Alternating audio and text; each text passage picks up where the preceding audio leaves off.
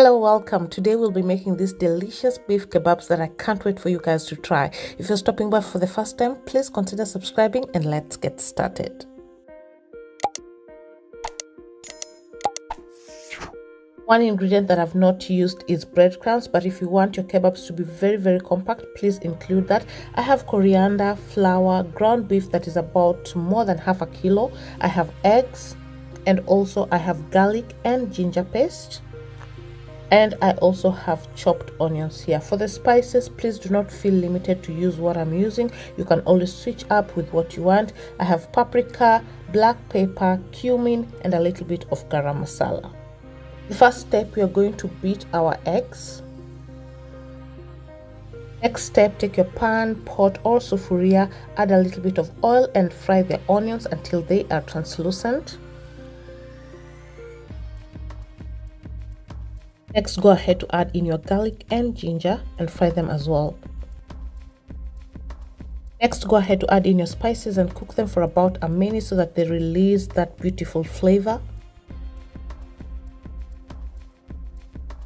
Once that is done, set it aside. Now we'll work on our ground beef. Go ahead to add some salt to season it. Then we are going to add in the fried onion that we had set aside,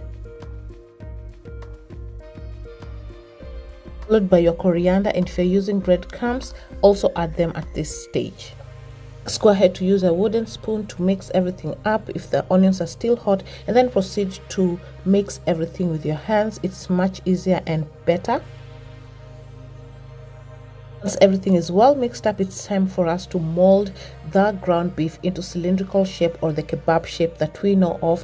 A quick tip that I would like to give you: might see my hands are wet. I have a bowl of water next to me. I wet my hands as I mold the beef. This gives it a smooth finish, and it also helps the beef not to stick in your hands. And this is a tip that you can use as well when you're doing meatballs.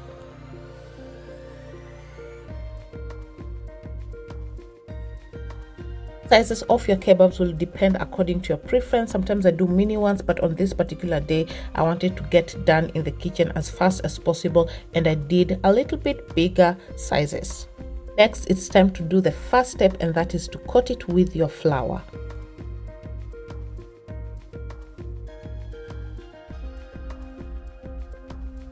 Once that is done, it's time to coat it with your egg wash.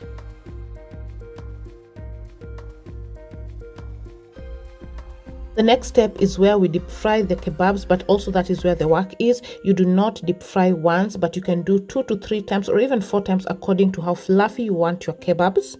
This first deep frying, we are not supposed to cook the kebab completely. It's just to bind the egg.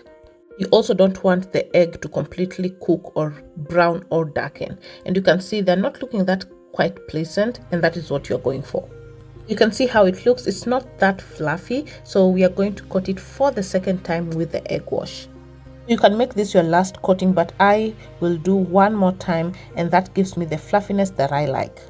After this, I will coat it one last time, and then the last deep frying I'll let it cook completely. So you can do 3 or 4 coats, but 3 works well for me. This will also be my last deep frying, and you can see the results. There you have the kebabs. They came out fluffy just like I like them, and the aroma was so beautiful. I can't wait for you guys to try this recipe, and I want you guys to show you the inside as well. You can see how easy it is to slice, and it is not so compact, and that's how I like it as well.